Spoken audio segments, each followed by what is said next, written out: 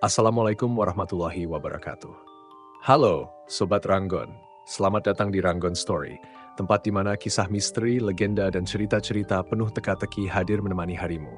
Siapkan dirimu untuk menyelami cerita yang seru, mendebarkan, dan tak terlupakan. Jangan lupa pasang earphone, nyalakan lampu remang, dan nikmati kisahnya. Selamat mendengarkan.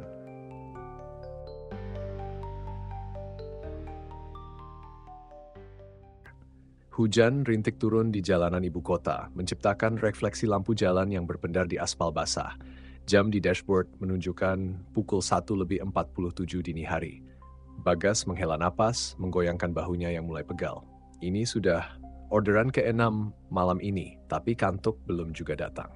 Sebagai sopir taksi online, dia sudah terbiasa dengan hiruk-pikuk kota yang tak pernah tidur.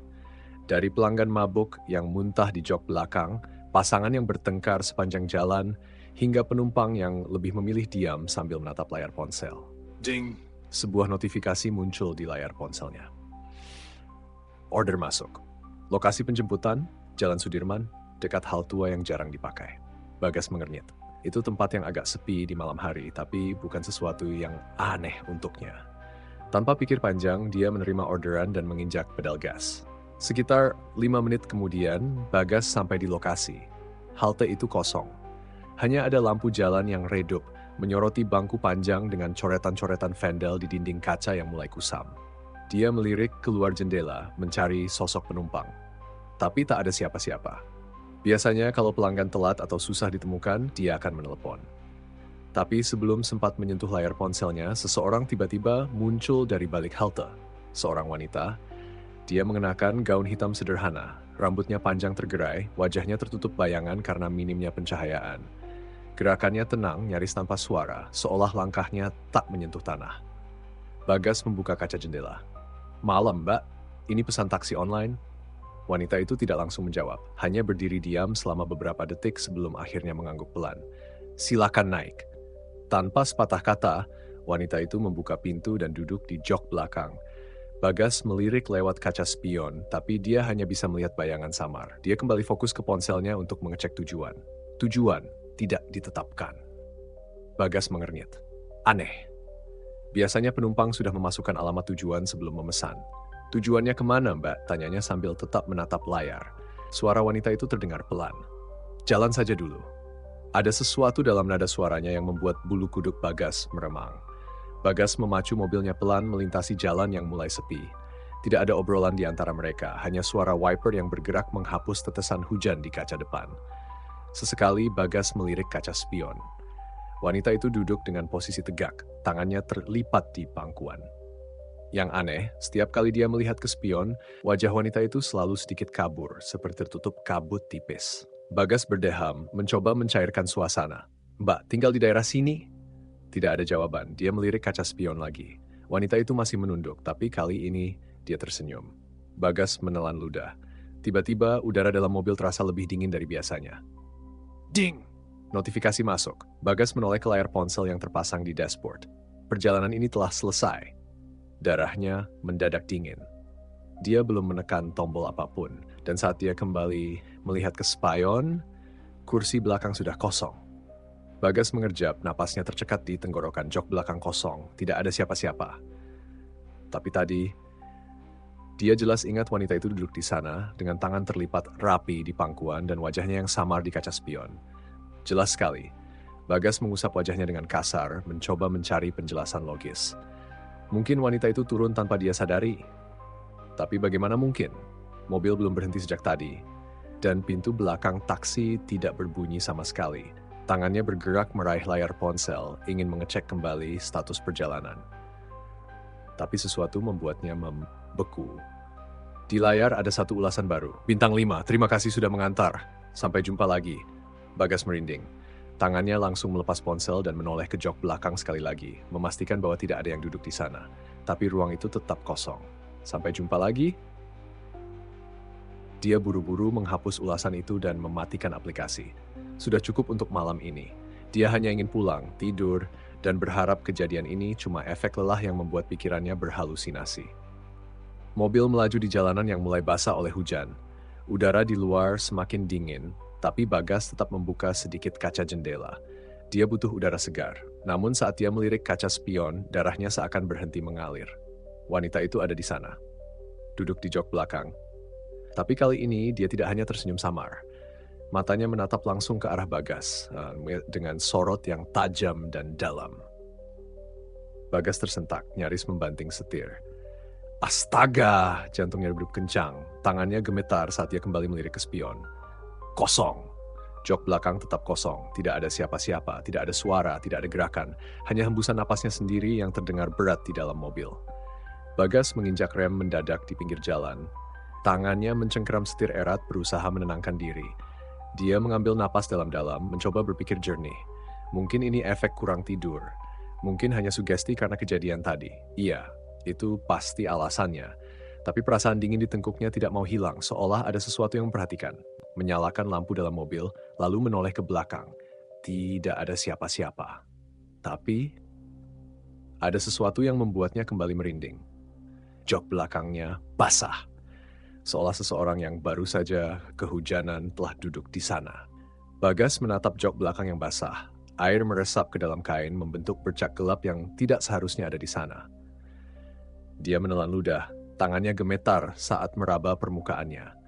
Dingin, bahkan lebih dingin dari suhu AC mobilnya. Tadi nggak ada hujan di dalam mobil. Gumamnya mencoba mencari penjelasan.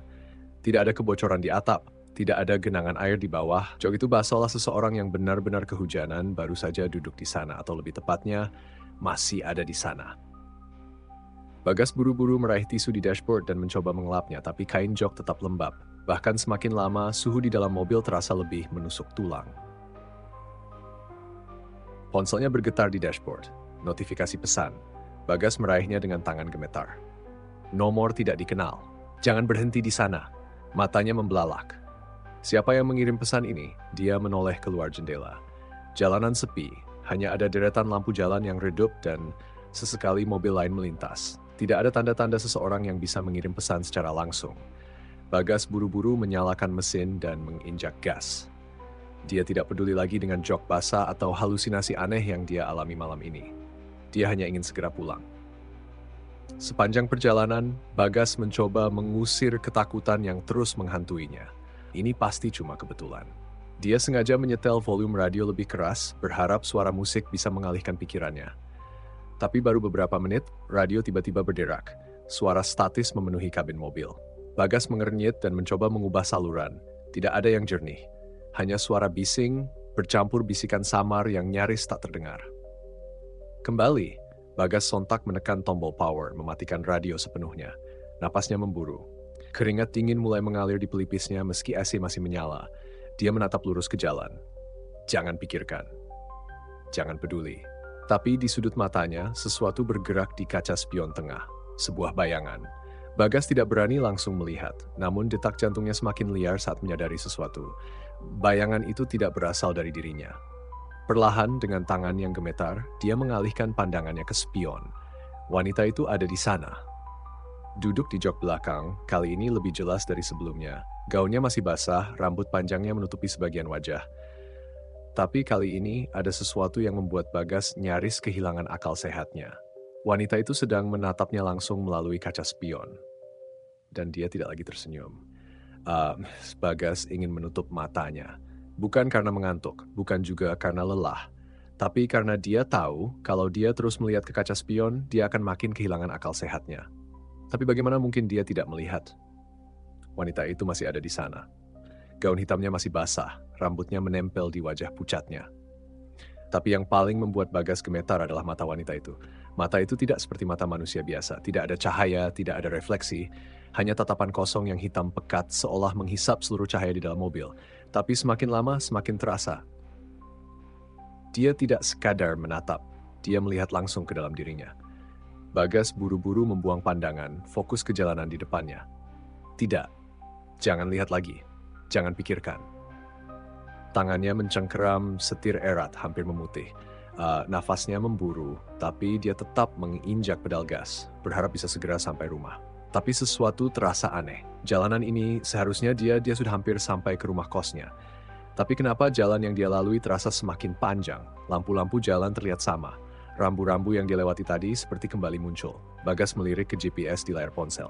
Sinyal hilang. Peta yang tadi menunjukkan rute sekarang hanya berupa layar abu-abu dengan ikon mencari lokasi yang berputar-putar tanpa henti. Ponselnya kembali bergetar. Sebuah pesan masuk dari nomor tidak dikenal. Jangan lihat ke belakang. Jantung Bagas seakan berhenti berdetak. Tangannya yang gemetar nyaris menjatuhkan ponsel. Tapi pesan itu terlambat. Dia sudah melihat. Wanita itu sudah tidak ada di kaca spion. Bagas menahan napas. Tenggorokannya tercekat, udara terasa semakin berat. Kalau dia tidak ada di kaca spion, berarti sebuah hembusan napas terdengar dari belakang. Pelan, dekat. Bagas bisa merasakan udara dingin menyentuh tengkuknya. Sesuatu berdiri di balik kursinya. Dia ada di sana. Jantungnya berdentum liar. Dia tidak berani bergerak, tidak berani menoleh. Tapi sebelum dia bisa melakukan apapun, sesuatu bergerak di sudut matanya. Sebuah tangan pucat mencuat dari samping kursi. Pelan. Dengan jemari yang panjang dan kaku, tangan itu bergerak ke arahnya. Dan saat kuku-kuku tajamnya hampir menyentuh bahunya, suara notifikasi ponsel kembali bergetar. Bagas spontan mengangkat ponsel dan melihat layar. Sebuah pesan baru dari nomor yang sama. Berhenti sekarang. Bagas tidak berpikir dua kali. Dia menekan rem sekuat tenaga. Mobil berdecit keras bergeser beberapa meter sebelum berhenti di pinggir jalan. Dada Bagas naik turun, nafasnya memburu, matanya liar menatap ke depan. Dia tidak berani melihat ke belakang, tidak berani mengecek spion, tidak berani memastikan apakah wanita itu masih ada di sana atau tidak. Bagas tak bisa tidur. Bahkan setelah beberapa jam berlalu sejak kejadian di mobil tadi malam, matanya tetap terbuka, menatap langit-langit kamar yang gelap. Pikiran tentang wanita itu terus berputar-putar dalam benaknya, seperti bayangannya yang terus mengikuti di setiap sudut. Dia mencoba meyakinkan dirinya sendiri bahwa itu hanya halusinasi. Sebuah kecelakaan mental setelah dia terlalu lama bekerja, tidak cukup tidur, dan tekanan hidup yang bertumpuk. Namun, semakin dia mencoba melupakan, semakin jelas dia merasakan kehadiran itu. Seperti sesuatu yang menekan dirinya tanpa ampun. Apalagi setelah pesan-pesan yang masuk di ponselnya. Jangan lihat ke belakang. Siapa itu? Apa yang mereka inginkan? Bisiknya pada dirinya sendiri. Ponselnya tiba-tiba bergetar. Bagas terlonjak, buru-buru meraih ponsel yang diletakkan di meja. Pesan baru. Tapi kali ini bukan dari nomor yang tidak dikenal. Terima kasih sudah menolong saya. Bagas mengerutkan kening, membaca pesan itu berulang kali.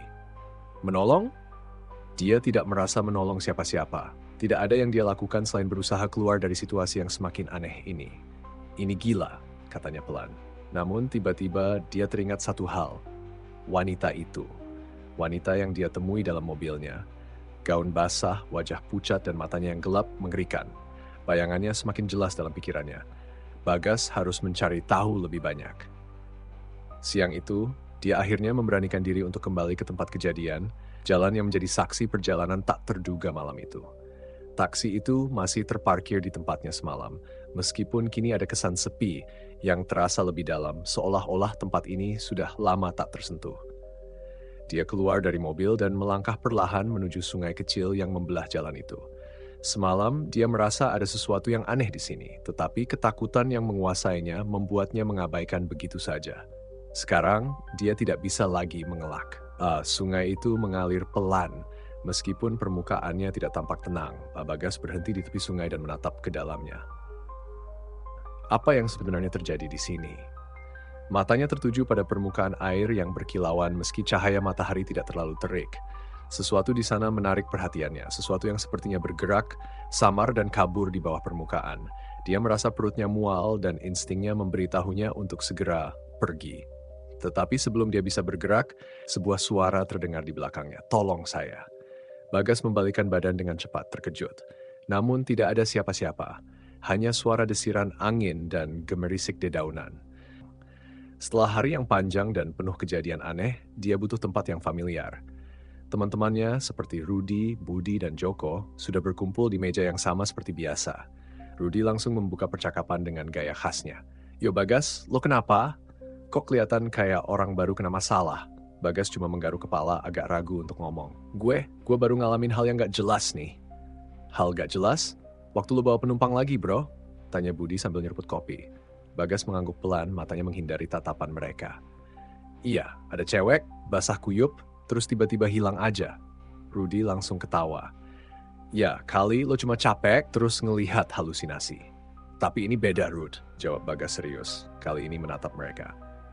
Gua bener-bener ngerasa ada yang aneh. Nggak cuma soal dia basah kuyup, tapi juga pesannya. Joko, yang biasanya nggak banyak bicara, mulai tertarik.